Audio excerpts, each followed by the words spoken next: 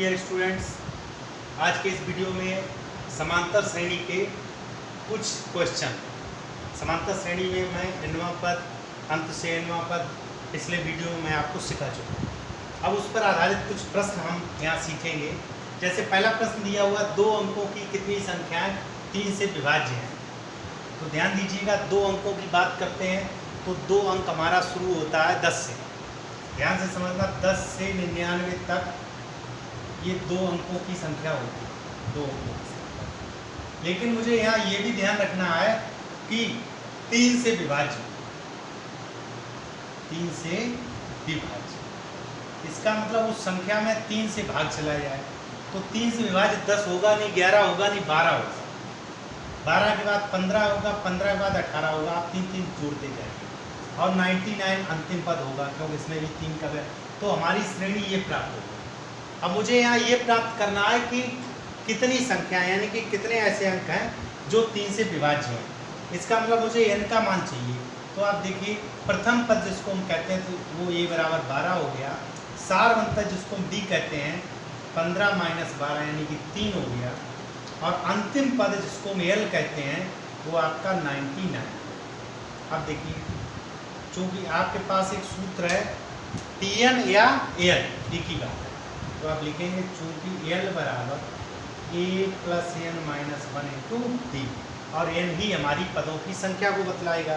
तो यहाँ से ध्यान देना, 99 = 12 प्लस n हमको मालूम नहीं है, और यहाँ पर 3, 99 - 12 = 3n - 3।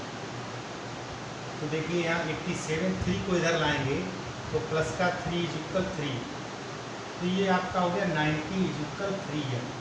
तो n = 90/3, तो आपका n बराबर कितना है 30।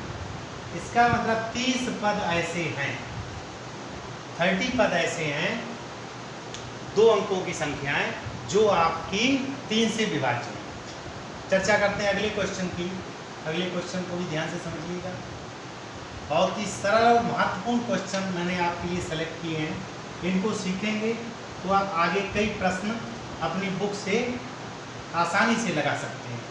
तो ध्यान दीजिएगा, क्वेश्चन को बस आपको समझना है कायदे से, और फिर अपने जो भी आपके पास बुक उपलब्ध है उससे आपको क्वेश्चन हल करने हैं। दूसरे क्वेश्चन में उनका किसी संख्या, किसी समांतर श्रेणी का 18वां पद 12वें पद से 24 अधिक है।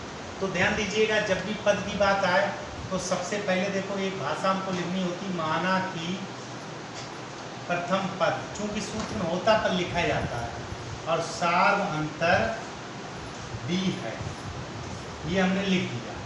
अब इन्होंने कहा 12वां पद, तो देखिए 12वां पद क्या है 24, 18वां पद 12वें पद से 24 अधिक है। तो 18वां पद 12वें पद से 24 अधिक। ध्यान से समझना, 18वां पद हो जाएगा a + 18 - 1 × d, 12वां पद हो जाएगा a + 12 - 1 × d। ध्यान दीजिएगा, ये आपका 18वां पद है, ये आपका 12वां पद। 18वां पद 12वें पद से 24 अधिक है।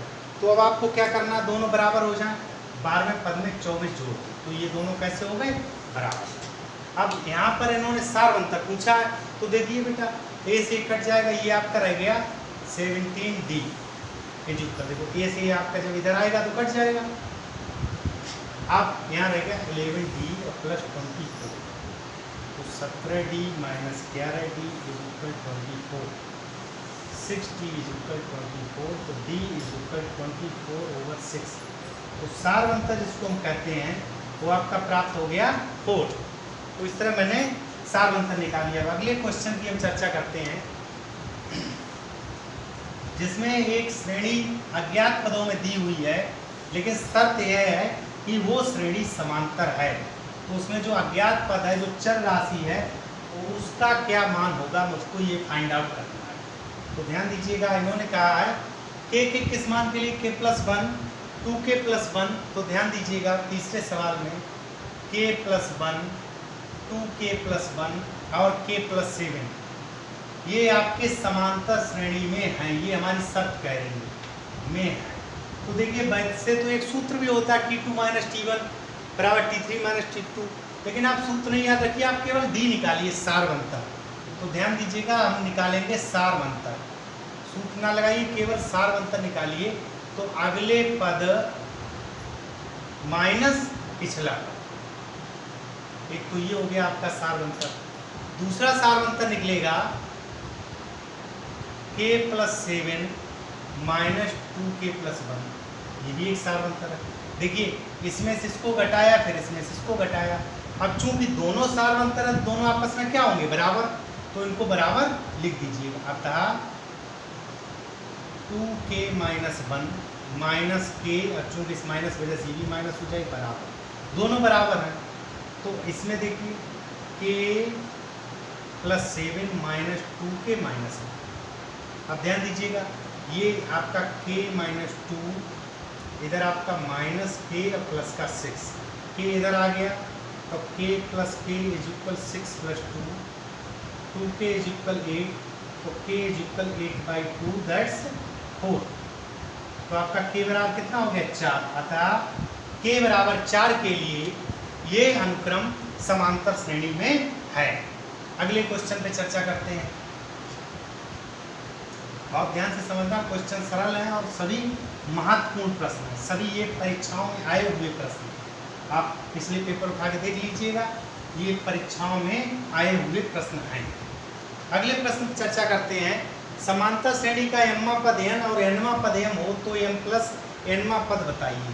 तो देखिए सबसे पहले वही काम, माना कि प्रथम पद स्मॉल a और सार अंतर d है। तो ध्यान दीजिएगा, इन्होंने कहा mवां पद n और nवां पद m है, यही तो हमारे सवाल में दिया है। तो यहाँ से देखिए हम समीकरण बनाएंगे। mवां पद होगा a plus m minus 1 into D बराबर n, ये समीकरण 1। nवां पद होगा a प्लस n माइनस 1, इसको m कहेंगे, ये समीकरण 2।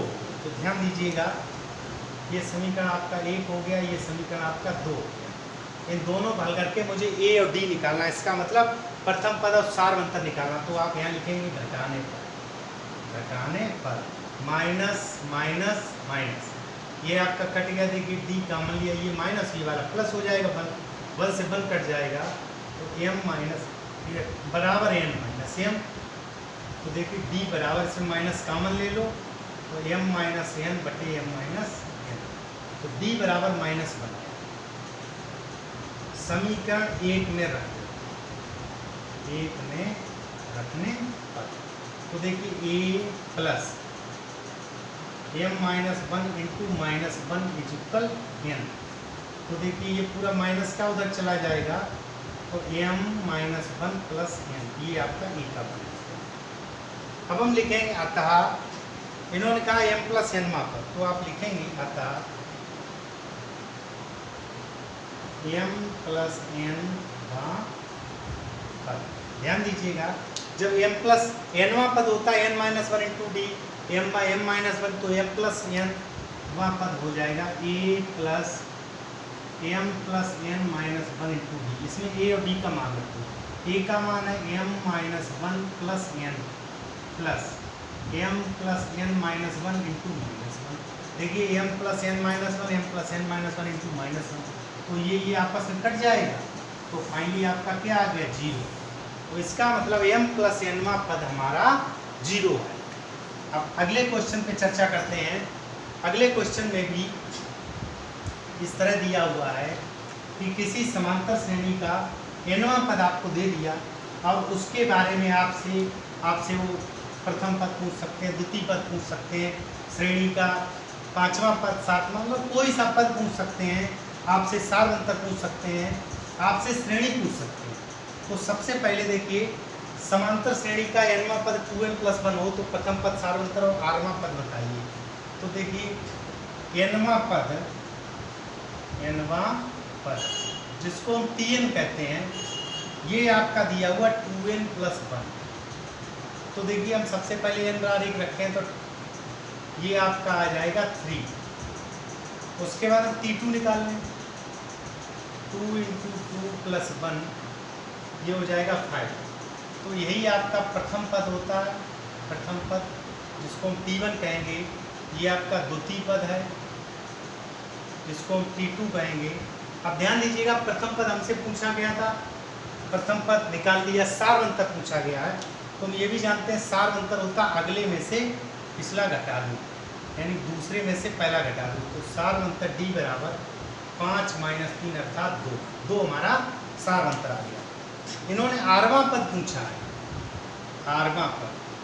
ध्यान दीजिएगा, जब nवां पद है तो n है, आरवां पद होगा तो आपका क्या हो जाएगा, r।